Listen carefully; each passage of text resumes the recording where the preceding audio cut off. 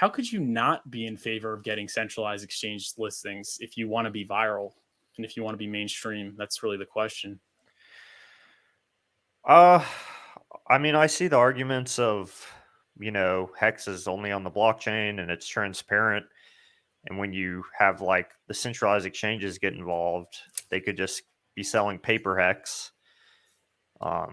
They could just be giving you, yeah, you just bought Hex, and they're just saying you bought Hex. So, I feel like that was a big bragging point, I guess, that we've had in Hex is like, we're all on chain, everything's on chain. I can see like it's good for adoption, but I guess it muddies the waters a little bit, and I have mixed feelings about it, honestly, but it makes it easier to onboard. But if it turns, I guess it's inevitable that this would happen. Like if it turns into just like fake Hex being sold, like a lot of these cryptos, it's just like, Funding Jim's making some good points in the chat, though. Centralized exchange is a bridge from fiat to crypto. That service is good. That the people that enter crypto from no coin status, 95% go through an exchange. Yeah, I 100% agree with that. It's like, yeah, we're getting some good gains on a DEX, but there comes to a point where if you want to bring in new money, you need to go where the big money is. 100%.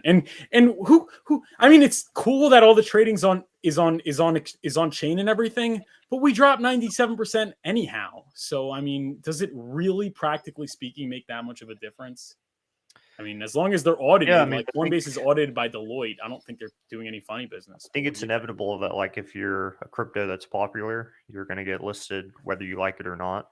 But I feel like it raises some like interesting scenarios of like, I don't know, could we get fake Hex that kind of muddies the waters of like what's going on? Yeah, I mean, you could, but I think if you're on a good we have exchange, the staker app's pretty good for onboarding. Well, I've got a guy who's having issues.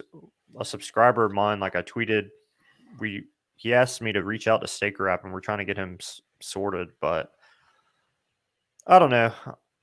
It is like my mom, for example. Like, she's like, "Is it on Coinbase?" When she wants to buy something. To Gary's point. And my friends like to me, you shouldn't buy Hex because it's not on Coinbase, which means that like it's not on any centralized exchanges. And obviously, I told him the Richard Hart, you know the drill. You got to get it before it gets listed. That's the opportunity. Blah blah blah, and that is true. But the opportunities to get in before, meaning inevitably it will get listed on the centralized exchanges. That is the end game if you want that mass adoption. So I'm sure there is some funny business going on, but overall, I mean, they need to take a huge amount of Hex off the market in order to have the liquidity to even satisfy the withdrawal needs of their customers. And it's not going to be left on exchanges at the frequency of other coins because the contract is trustlessly offering you the ability to earn 38% APY for taking it off the exchange. So I think a lot of people are going to do that, and they're going to have to hold a tremendous amount of liquidity in any case. And that makes sense. And Funding Jim made a good point. Again, it's up to the good content creators to educate people. Yeah, that's what we're here for.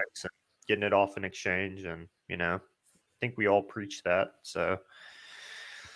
Yeah, and also people talk about like getting on a NASCAR commercial, getting on a NASCAR car, getting a wrapped NASCAR vehicle, or getting on, billboards, stickers, television ads. So if you want that marketing to be effective, it has to have a seamless way of allowing the consumers to immediately be able to purchase it. And there's just too many hoops to jump through at this point with decentralized exchanges.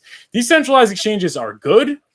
And the idea that they're there in case the coin gets delisted is important. And they're really important also in the sense that they allow you to transact on chain without counterparty risk and all those kinds of things. But they're not ready for prime time yet. I mean, maybe one day Hex will only be on decentralized exchanges. So we have to accept reality. We live in the real world.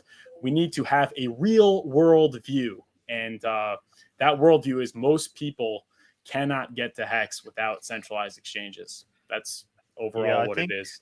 I also tend to think that the average person, they don't want to hold their own crypto anyway. Like people feel good not having the responsibility of looking after their money. Like people just don't want to take responsibility for most things anyway. A lot of people, it's like a new trend, I guess, Yeah. in society. I mean, I've met people who are like, I don't. I mean, this guy, he was like a computer science guy. He was smart, obviously, and he was like, he didn't hold any of his crypto. He had it all on BlockFi and stuff. And this was like a few months.